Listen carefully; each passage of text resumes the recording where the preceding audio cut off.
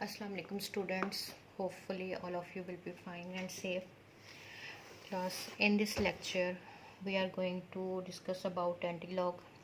In the previous lecture I have discussed about the logarithms. ठीक है. Actually antilog is the reverse process of log. ठीक है. जिस तरह से आप देखते हैं कि आप स्केयर लेते हैं और अगर आपने स्केयर को रिवर्स करना हो, ठीक है, तो आप स्केयर रूट का फंक्शन अप्लाई करते हैं। जैसे अगर आपका 2 है, 2 पे आपने स्केयर अप्लाई किया, ठीक है, तो ये क्या बन गया 4। अब आपने दोबारा से इस नंबर को दोबारा से रिप्रोड्यूस करना है, तो आप क्या करेंगे, 4 का स्केयर रूट लेंगे, तो यहाँ पे आपका नंबर क्या बन जाएगा 2। ठीक है, 4 का स्केयर रूट लिया तो 2 बन गया, 2 का स्केयर लिया तो 4 बन गया। These are the reverse operations. ठीक है, इसी तरह से लॉग जो होता है, हम किसी नंबर का लॉग फाइंड आउट करते हैं और अगर हम दोबारा से उसी नंबर तक पहुंचना चाहते हैं तो हम एंटी लॉग अप्लाई करते हैं। ठीक है, तो अब हम देखेंगे कि एंटी लॉग फाइंड आउट करने का मेथड क्या है। जिस तरह से हमने लॉगरिथम फाइंड आउट करने का मेथड सीखा था, तो एंटी लॉग जो है वो भी हम लॉगरिथमिक टेबल को यूज़ करते हैं उसको फाइंड आउट करने के लिए। ठीक है, यहाँ पे मैंने एक एग्जांपल ली है क्योंकि ये एग्जांपल की मदद से ही आपको क्लियर होगा। तो अब हम देखते हैं कि इसको कैसे इसका है। लेट्स सपोज ये एक नंबर है, ये किसी नंबर का लॉग है। लॉग होगा तो उस पर एंटी लॉग लगेगा ना। ठीक है, ये किसी नंबर का लॉग है।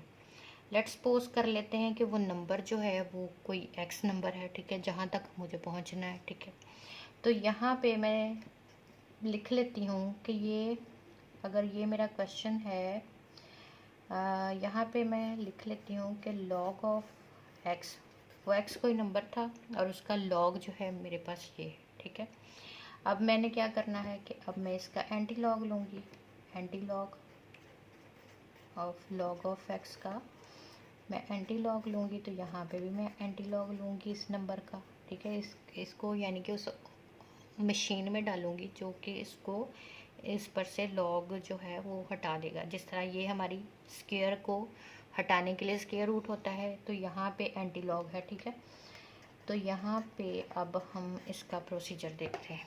ठीक है, अब एंटी लॉग में सबसे पहला आपका जो होता है स्टेप, उसमें क्या होता है कि हम लोग इन्हीं मेंटिसा के, ये आपका decimal part is called a mantissa and this part is integral part is the characteristic. तो करेक्टरिस्टिक यहाँ पे डेसिमल को सेट करने के लिए यूज़ होगी कि डेसिमल प्लेस कौन सी होगी, कि डेसिमल कहाँ पे एक्सप्रेशन में लाइक करेगा। ठीक है, और जो आपका मेंटिसा है ये आपकी वैल्यू फाइंड आउट करने के लिए यूज़ होगा। तो यहाँ पे अब हम देखेंगे, अब आप देखें ये टेबल जैसे हमने किया था, ये आपका मैंने बताया था कि पहला लीफलेट जो है वो लॉगरिथमिक टेबल का है और ये एंटी लॉगरिथम का है। ठीक है, तो अब हम सबसे पहले मेथड है कि हम 0.32 को 4 कॉलम में चेक करेंगे। ठीक है, 0.32 को इस टाइम पे आपने पॉइंट को छोड़ना नहीं, ये पॉइंट्स के साथ ही आपके नंबर हैं। 0.32 इसको चेक करेंगे 4 कॉलम में। यहाँ से 4 मूव करना शुरू करते हैं, ये यहाँ से 4 और यहाँ से 0.32, तो ये आपकी वैल्यू आ रही है 2109। कितनी वैल्यू आ रही है, 2109। ठीक है, उसके बाद उसको चेक करेंगे आगे 7 के मेन डिफरेंस कॉलम में। तो 7 के मेन डिफरेंस कॉलम में यहाँ से हम चलना शुरू करते हैं। तो 7 ये जो है, ये मैं लाइंस लगा रही हूँ to make it prominent but ठीक है, तो यहाँ पे है +3, तो इसको 3, तो ये आपका बन जाएगा 9 3 12 1 1 2 और डेसिमल कहाँ पे, यहाँ पे। ठीक है, डेसिमल हमारा यहाँ पे। ठीक है, अब जो है ये दोनों कैंसिल कर देंगे, तो यहाँ पे x अब किसके इक्वल आएगा, ये अब यहाँ पे डिसाइड होगा। ठीक है, तो यहाँ पे अब आप देखें कि आपकी यहाँ पे करेक्टरिस्टिक कितनी है, 1। अब काम आ गया करेक्टरिस्टिक का। मैंने आपको बताया कि वैल्यू फाइंड आउट करने के बाद नेक्स्ट स्टेप क्या होगा कि आप डेसिमल को सेट करेंगे। तो यहाँ पे करेक्टरिस्टिक है 1। बच्चों जो भी करेक्टरिस्टिक गिवन होगी आपने उसमें प्लस 1 ऐड करना है, ठीक है। अगर वो 1 होगी तो प्लस ऐड करने की वजह से क्या हो जाएगी, +2 हो जाएगी। अगर वो +3 होगी तो +1 ऐड करने की वजह से +4 हो जाएगी। अगर वो -2 होगी तो +1 ऐड करने की वजह से -1 हो जाएगी। -2 + 1 कितने हो जाएंगे, -1 हो जाएंगे, ठीक है। तो वो हमें हेल्प करेगा कि हमने डेसिमल को कहाँ पुट करना है। अब रीज़न क्या है कि यहाँ पे हम +1 क्यों ऐड करते हैं। +1 ऐड इसलिए करते हैं कि बच्चों जब हमने फाइंड आउट किए थे characteristic with the help of scientific notation, तो हमने ऑब्जर्व किया था कि यहाँ पे अगर एक्सप्रेशन आपका इस तरह का था तो इस केस में आपकी करेक्टरिस्टिक जो थी वो 0 थी, ठीक है। ये 0 है करेक्टरिस्टिक। होप के नज़र आ रहा होगा, मैं आउट ऑफ बाउंड्री चली गई हूँ, ठीक। और यहाँ पे अगर एक्सप्रेशन इस तरह का था, ठीक है, तो यहाँ पे आपकी करेक्टरिस्टिक जो है, इसको मैं जब साइंटिफिक नोटेशन में लिखूँगी तो आपकी करेक्टरिस्टिक बनेगी 1.66 × 10⁻⁴ इस केस में क्या होगी 1। अगर आपका नंबर कुछ इस तरह का होगा, ठीक है, और उसे मैं साइंटिफिक नोटेशन में यूँ लिखूँगी तो उसमें केस में करेक्टरिस्टिक क्या बनेगी 2 डेसिमल प्लेस मूव किया। यहाँ पे कितना मूव किया 1 डेसिमल प्लेस, और यहाँ तो मूव ही नहीं किया था तो 0 थी, ठीक है। अच्छा बच्चों, अब आप देख रहे हैं कि जब आपकी करेक्टरिस्टिक 1 है तो आपका जो आपकी ओरिजिनल अमाउंट ये थी, इसमें आपकी इंटीग्रल पार्ट में कितने डिजिट्स थे 2, लेकिन करेक्टरिस्टिक 1 थी और आपके उस पार्ट में नंबर कितने थे 2। अब यहाँ पे देखें करेक्टरिस्टिक 2 है लेकिन आपके इंटीग्रल पार्ट में कितने नंबर्स हैं, 3 डिजिट्स हैं, ठीक है।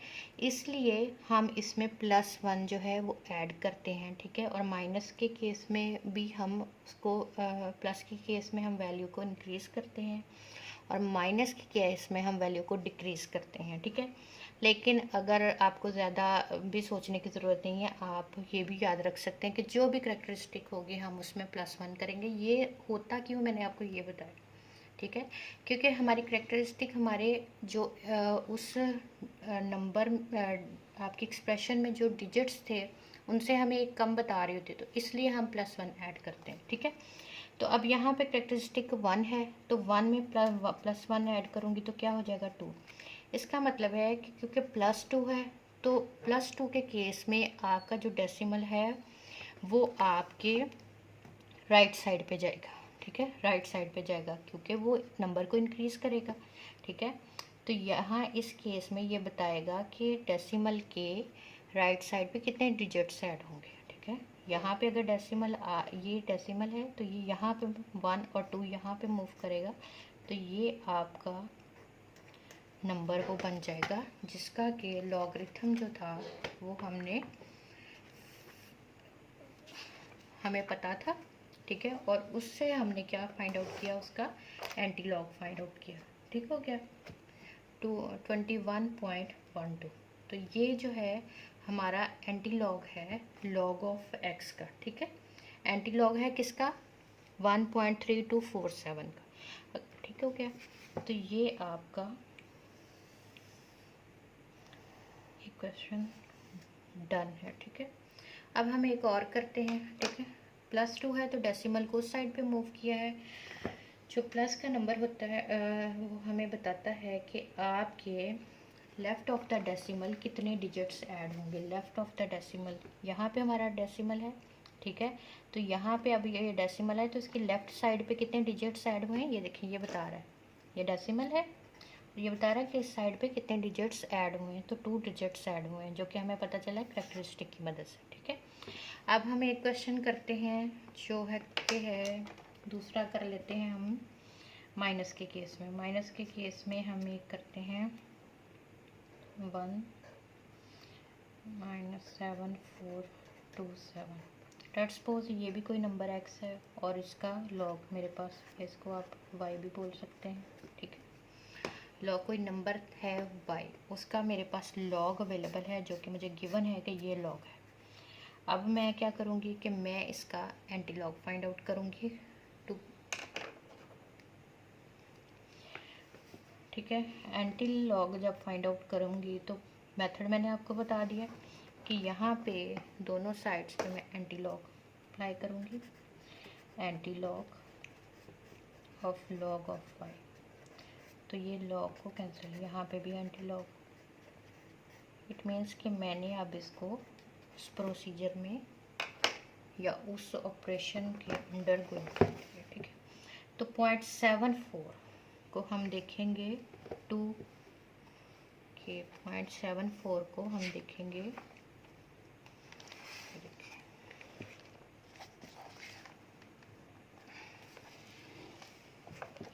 ये आज हिल रहा है 0.74 और यहाँ पे है 2.74 और यहाँ पे ये देखिए ये 2 है और ये 5521, क्या बन गया 5521 और इसमें ऐड होगा 7 मीन डिफरेंस कॉलम से, 7 के कॉलम से एक वैल्यू ऐड होगी, ये आपकी है, इधर से ये चला तो ये जहाँ पे +9, तो प्लस क्या आ जाएगा 9। ठीक है, 9 और 1 10 3 और ये 5530। डेसिमल कहाँ पे है, यहाँ पे। ठीक है, अब हम करेक्टरिस्टिक को लेंगे, ये आपकी करेक्टरिस्टिक है। ठीक है, अब ये है -1, जब मैं इसमें +1 ऐड करूँगी तो आंसर क्या आ जाएगा 0। इट मीन्स कि आपका डेसिमल कहीं मूव नहीं करेगा। ठीक है, तो यहाँ पे y इज इक्वल टू क्या आ जाएगा, यहाँ पे देखिए इसने इसको कैंसिल कर दिया, तो अब y को फाइंड आउट करने का तो वो आ गया 0.5530। अब रीज़न डेसिमल क्यों मूव नहीं किया, क्योंकि आपका जो आंसर है जब -1 में मैंने +1 ऐड किया तो आंसर 0 है। इट मीन्स के डेसिमल विल मूव।